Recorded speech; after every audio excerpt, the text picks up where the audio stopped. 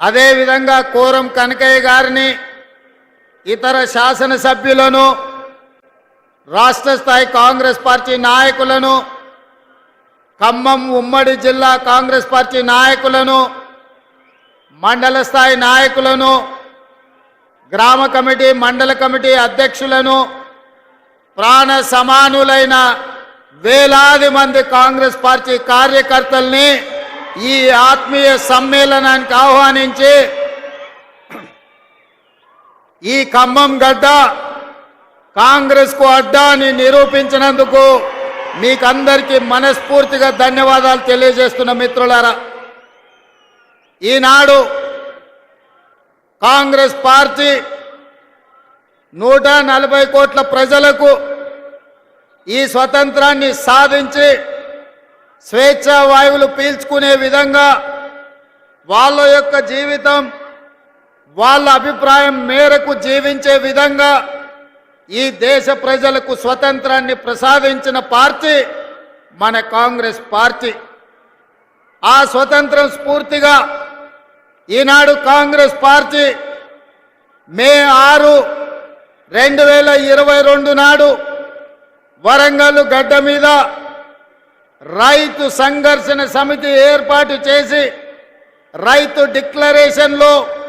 తెలంగాణ రాష్ట్ర రైతాంగానికి 2 లక్షల వరకు రైతు రుణమాఫీ చేస్తామని చెప్పి మన అభిమాన నాయకుడు శ్రీ రాహుల్ గాంధీ గారు ఇచ్చిన మాటకు తెలంగాణకు వచ్చి మనకు ఇచ్చిన గ్యారంటీకి కట్టుబడి 8 నెలలు తిరగకంటే ముందే తెలంగాణ రాష్ట్రంలో ఉన్న లక్షలాది మంది రైతాంగానికి 2 లక్షల రూపాయల రుణమాఫీ 31,000 కోట్ల రూపాయలను వారికి రుణ విముక్తులను చేసి బ్యాంకుల నుంచి వాళ్లకు స్వేచ్ఛను ప్రసాదించి నా తెలంగాణ రైతాంగం ఈనాడు తెలంగాణ రాష్ట్రంలో రుణ విముక్తులై స్వేచ్ఛా వాయువులు పీల్చుకునే విధంగా ఈనాడు కాంగ్రెస్ పార్టీ నిర్ణయం తీసుకున్నది. ఈ ఖమ్మం గడ్డ మీద నుంచే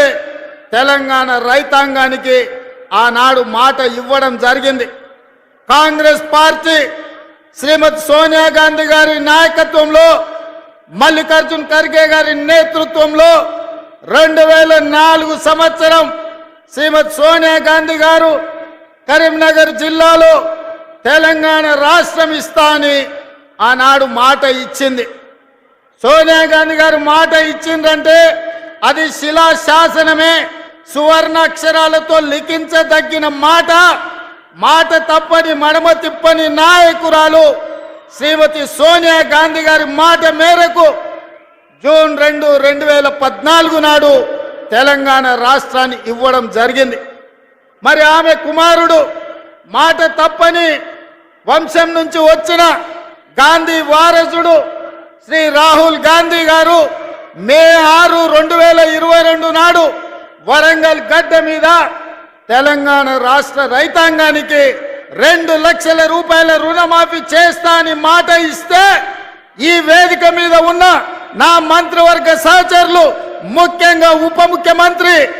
ఆర్థిక శాఖ మంత్రి బట్టి విక్రమార్క గారు పట్టు వదలకుండా రాహుల్ గాంధీ గారి మాట నిలబెట్టడానికి